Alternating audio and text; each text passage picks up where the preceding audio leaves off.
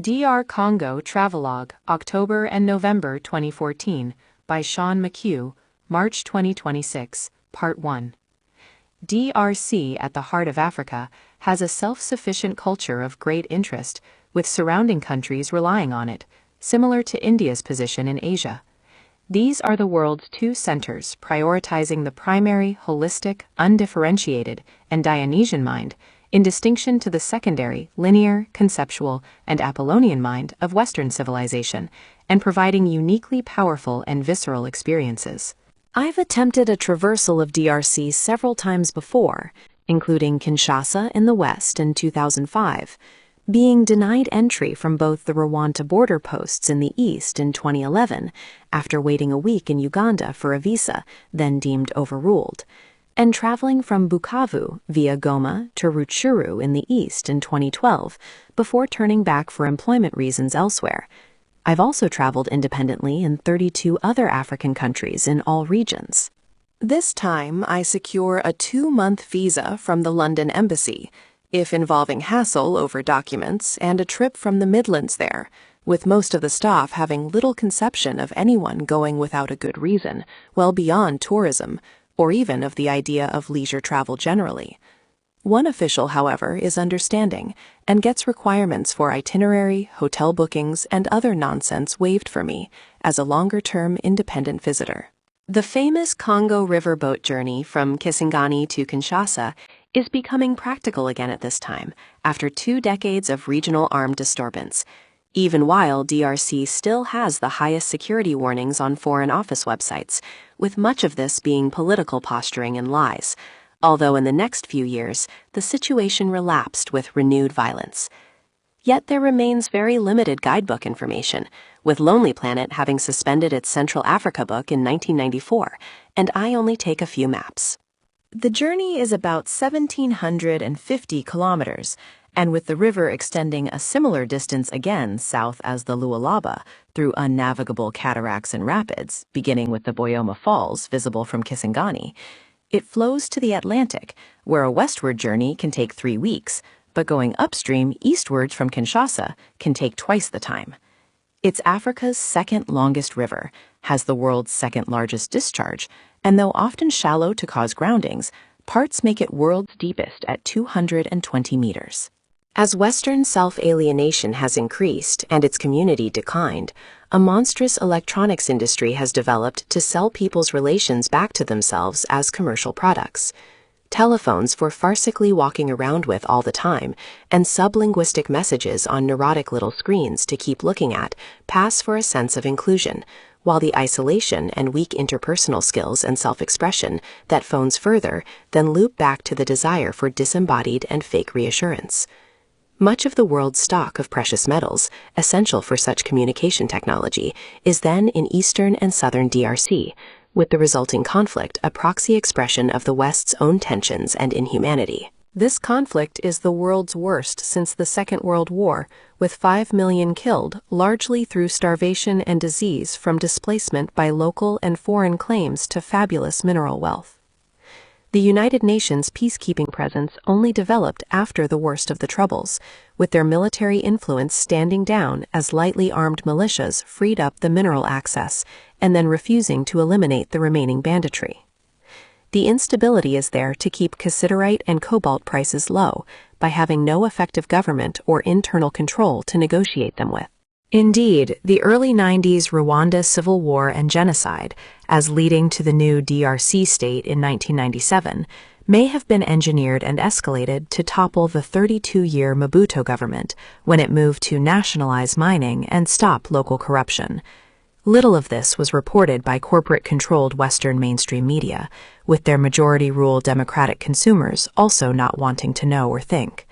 When the situation must be mentioned, it's propagandized as some confused local dispute between subhuman blacks, so that the sheeple can happily buy their shiny phones. It's then entirely visible that little or none of the minerals' money reaches the Congolese, and they remain either at subsistence village level, including uncontacted tribes, or in urban areas, in some of the world's most abject and disturbing poverty. The country has a history of subversion and looting by foreigners, and the structures for it remain in place. Moreover, the Congo River hydroelectric potential alone could power not just DRC, but the African continent. Yet a more developed and competitive Africa would mean fewer natural world resources for existing markets. The issues in DRC is where humanity is really at. Instead of being among the world's richer places, perhaps comparing with Saudi Arabia with its oil but no industrial heritage of its own, it's one of the poorest. And irrespective of inherent Congolese psychological characteristics divergent from Western, they could do far better materially, while indeed showing linear problem solving alongside the disinclination to attend exclusively to discrete issues. However, it seems they lack the rationality as well as investment for mining and selling their own produce under an accountable system on the international market, and foreigners are then dubiously involved, even if China's presence with its socialist partnership values might be less straightforwardly exploitative than the West and could be catalytic. Independence from Belgium was gained in 1960, and from 1965 to 71, it had its present name of the Democratic Republic of the Congo, before becoming Zaire, a Portuguese word for the river, then changing back after Mobutu's presidency. The word Congo comes from an indigenous kingdom of the 14th to 20th centuries, and the river indeed provides the right name for the country, with its tremendous character and vast network mostly contained within the territory, to form its main transport system and much of the population's livelihood. Unfortunately, the smaller Republic of the Congo, or Congo-Brazzaville to the west, has also used the river's name since its independence from France in the same year, requiring the larger Congo to be called DR Congo, or DRC, as well as Congo-Kinshasa. The main river never passes into Congo-Brazzaville and only forms the central section of the border with DRC, with the north being the Ubangui River tributary and the south a land border, partly with Angola. The Ubangui also forms the border between DRC and the Central African Republic north of Congo-Brazzaville before passing through the CAR and its capital, Bangui. With my carefully packed 5-kilogram shoulder bag and one-man tent, I get a flight from Birmingham to Brussels to sleep through a lengthy connection in a quiet place, having brought an old blanket, then check in the tent for the flight to Kigali in Rwanda. On arrival in the evening, I change $30 American at the airport, but find there's no minibus to town as 2 years ago, so walk to the road and hail a motorbike taxi to the bus station a few kilometers away. I buy a ticket there for the border town Cyangugu to the southwest in the morning and get the budget hotel nearby that I've used twice before. The city is the same dull and good-natured place with minimal bargaining trouble. The 7 a.m. bus leaves as I get on as the last passenger, stops once for brunch, and arrives 6 hours later, this time going all through the town and descending to the border post at beautiful Lake Kivu with its convoluted jungle shoreline. Change remaining Rwandan francs for Congolese francs, but turn down offers to change dollars on the Rwandan side at lower rates. Get stamped out and walk to DRC immigration at Bukavu, pause a moment before beginning, and get stamped in smoothly this time. People speak Swahili here in the east down to Lubumbashi, then Lingala in the center and west from Kisangani, both with sounds of intense ubbling character. French is a lingua franca, with English a distant third, in contrast to Rwanda, but I can communicate sufficiently with a few phrases on each side. I'd thought about skipping this northward part of the journey, having done it before, and there are security risks on the road after Rutshuru, instead entering DRC at Beni, but Uganda is even more bland, and I'd need another visa, unlike Rwanda for a British passport. It can also be interesting revisiting an area to make comparisons. I further considered entering into Uvira from Burundi as the next main town south, but read that it's less interesting, while from there both the road and security are bad, with a nearby village massacre having taken place a few months prior. Many vehicles here also cross to Rwanda to avoid the area, and I only have a single-entry DRC visa. By contrast, the situation north of Bukavu has improved, with rebels disarming and no UN helicopters up and down the road, nor pickup trucks with mounted machine guns, as I saw over 2 years ago. Across the border on the road to Bukavu town, I change very carefully $100 at a table at an excellent rate, counting every note before handing over mine, and rejecting a set provided with FC 200s inside instead of 500s. while finding a little obliging police help first who ask for no tip. The largest value banknote of FC 1000 is currently worth just over a US dollar, but by far the commonest is the 500, with most of these and the other lower value notes blackened and worn. You have to store them in your main bag, not your body wallet, as you get 90 or 180 or more per $100. As in other developing countries, hard currency banknotes for some reason need to be in excellent condition, with smooth and intact edges, although small holes in them are okay, and denominations lower than $100 get lower rates.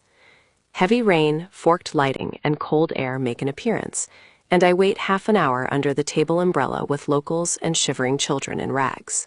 Get a motorbike for a hotel I also stayed at previously, where short distances typically cost 500 feks and without helmets. It's basic and not worth the $15 a night, dollars being used for such larger purchases, but I stay 2 nights and rest a little. When developing countries have established more infrastructure, then costs are low for the traveler. But when they're so undeveloped that they produce little themselves, and everything has to be imported as external to the local economy, then prices can paradoxically approach developed world levels. Bukavu is colorful and bustling, if very run down, with poverty and decrepitude shocking even by African standards. But it's great to be away from choking Western social support and rely on personal organization. The atmosphere is positive and the people cheerful, perhaps particularly concerned to be after the recent troubles. And although there are no other whites to be seen, I'm largely ignored, as usual with unperturbable Africans. The direct sun has vicious intensity, but alternates with light cloud, and the air cools off during the night. I join a crowd gathering to watch an earth mover incongruously begin demolishing an old petrol station, then walk down to the port area to ask about a boat to Goma on the north side of the lake, also making a few discreet photo stops for the churning chaos.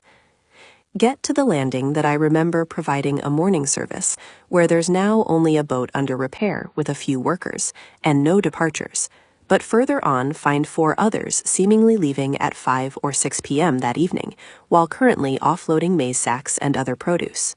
The ferries differ in size, and I choose a smaller, quoting $10 for the 12-hour journey, hoping to get some sleep and skipping a hotel. They try to sell me the smaller upper deck room for twice as much, but which I later find is no less crammed with people trying to sleep on the floor and just as hot. The beach area is very edgy and less than safe, but with herds of cows and goats alongside pigs, a fish and pork market on collapsing platforms with flies everywhere, and the rest of the earth banking up from the lake covered in grimy activity. Men are masculine, with occasional raised voices breaking out, and women feminine and beautiful, including with long hair braided into various designs and thickness. As elsewhere in Africa, there are strong communal norms, with strangers welcomed, and some genuine helpfulness.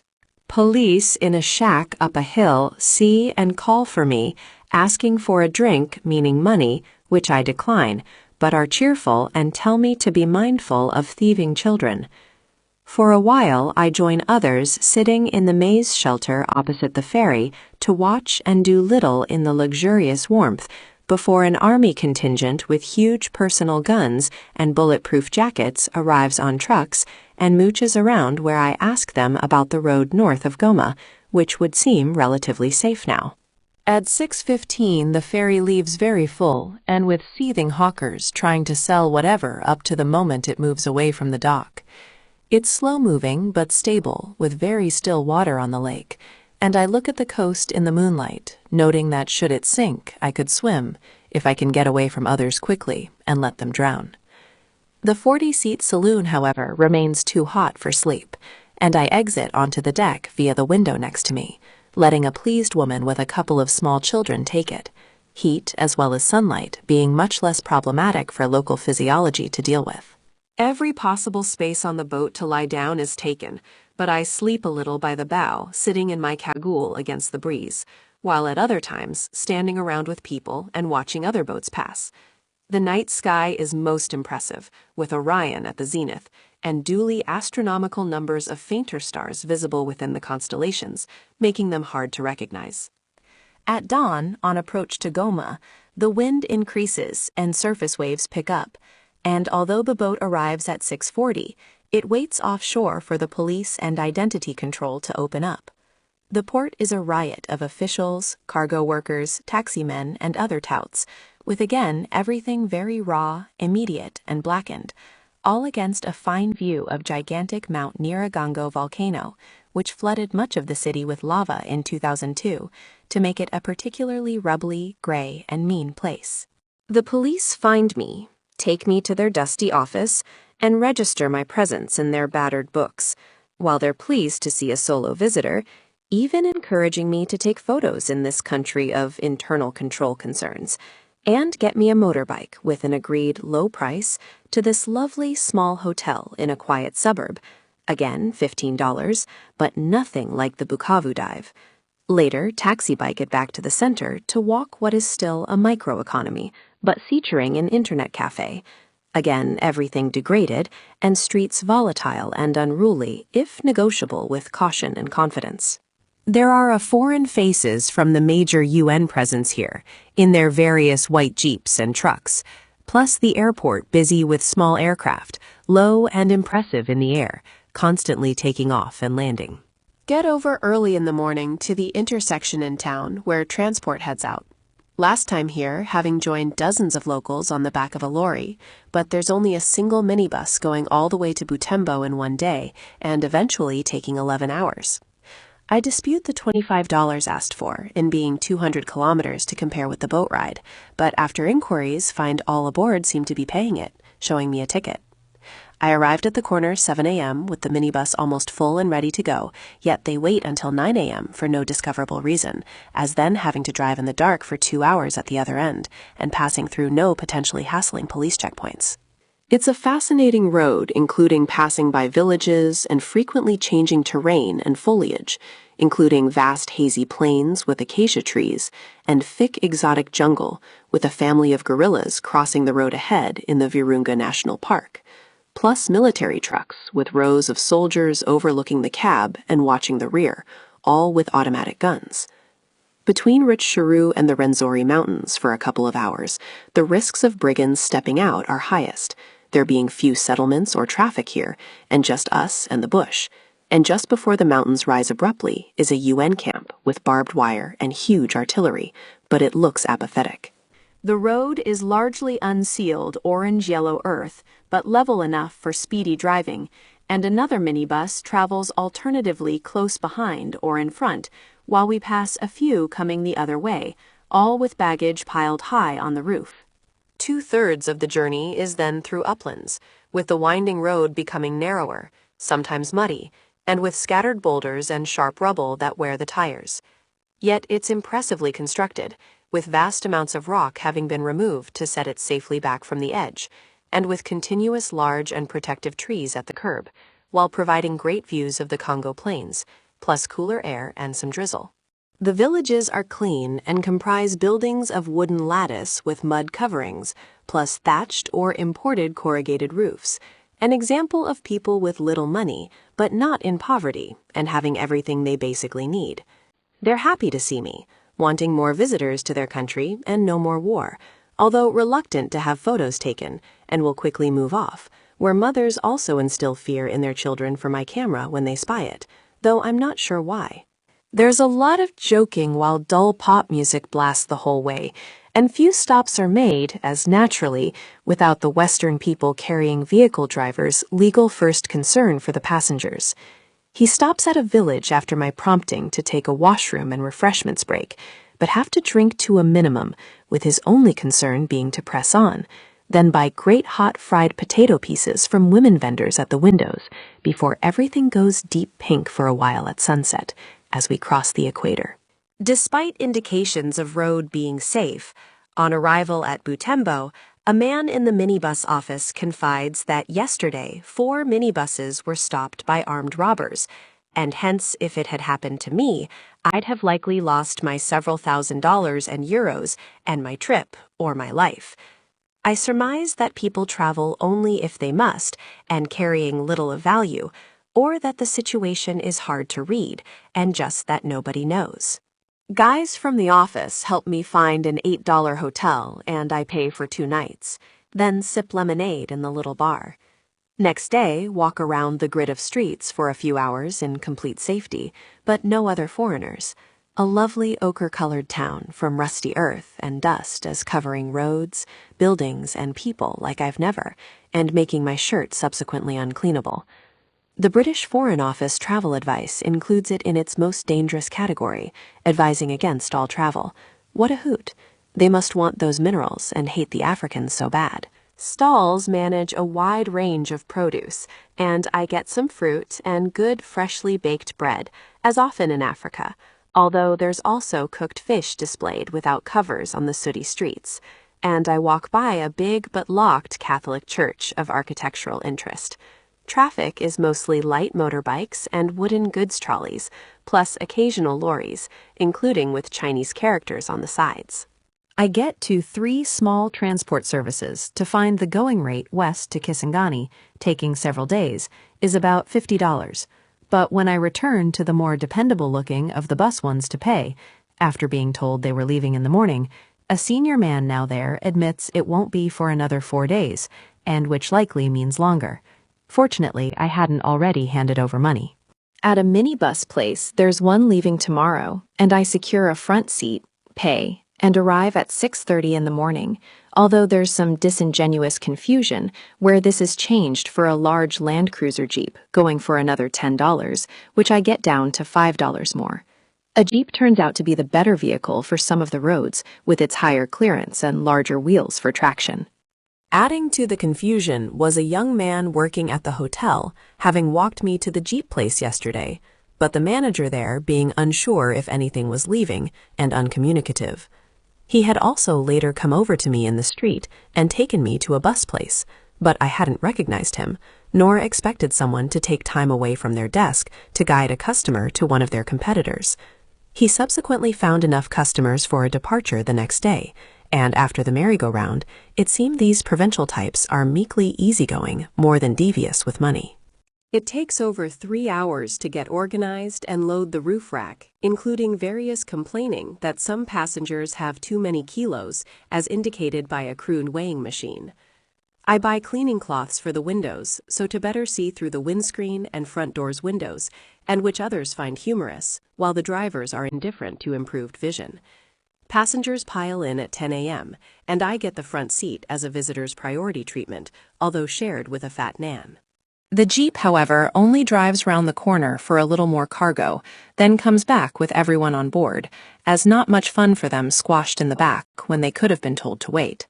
Then a noisy argument breaks out with a dozen gesticulating men, and everyone gets off, while some suitcases are offloaded. All a bit mysterious, but something has taken the managers by surprise. Tarpaulin and ropes are loosened, with lots of stopping and talking, but they're big-hearted and soon laughing again, while it makes my own muddled dealings seem a little better. In the meantime, it occurs to them to put some oil in the engine, then replace the battery, but all as ad hoc strategies and without the notion that time is money. Immigration officials twice roll up asking to see my identification, plus money for soda, which I get out of, and talking to them, it also seems there's an issue with the vehicle's documentation. Army men likewise drive around every few hours on open trucks with their imposing guns, while I go buy a bag of hot potato and beef, also noticing cans of imported extra-strong 12% beers. We get back in and drive another short distance in the town for a further enigmatic half-hour wait, during which there's more altercation about baggage, mine staying by my feet, of course, and never leaving my sight. The boss walks over to us but seems way too mild-mannered to sort out the issues. The locals seemingly have tolerance for discomfort, despite being on average larger people, sitting in cramped conditions rather than jumping out at any opportunity, and instead with the understanding that things happen only when they do, and the attitude being to stay and wait. The Jeep finally leaves at 2:20 p.m., but first to the petrol station for a leisurely fill-up, 74 liters at $1.50 a liter. However, 20 minutes out, a worrying off-center balance towards my side transpires, and a spare wheel attached on top slides off down the side, followed by the overloaded load shifting against the ropes. We pull over, and over the next hour and a half, it's all taken off and retied on once again, this time assisted by a lithe Ann from nearby who uses better knots and seems to know what he's doing more than the two drivers. Plenty of camaraderie, and I help a little with the sacks, while at least they recognize the cause and took the necessary time despite the delays already. Standing around, I see that the lattice for local buildings is from the narrow trunks of common trees growing perfectly straight upwards, as split along their lengths and heaped in piles, after thin branches on the top third or so are cut off. Sunset views begin at 5:45 p.m., and dusk ends little more than half an hour beyond that due to the sun's vertical rather than angled approach to the horizon, while the stars are visible down to low elevation with the lack of pollution or other haze. At 8 p.m. arrive at Beni, a spread-out and ordinary place, unlike Butembo, but with paved roads on approach, and later departing north, stopping at a small hotel where most passengers rough it outside in a porch area, but I take a $7 room. To be continued.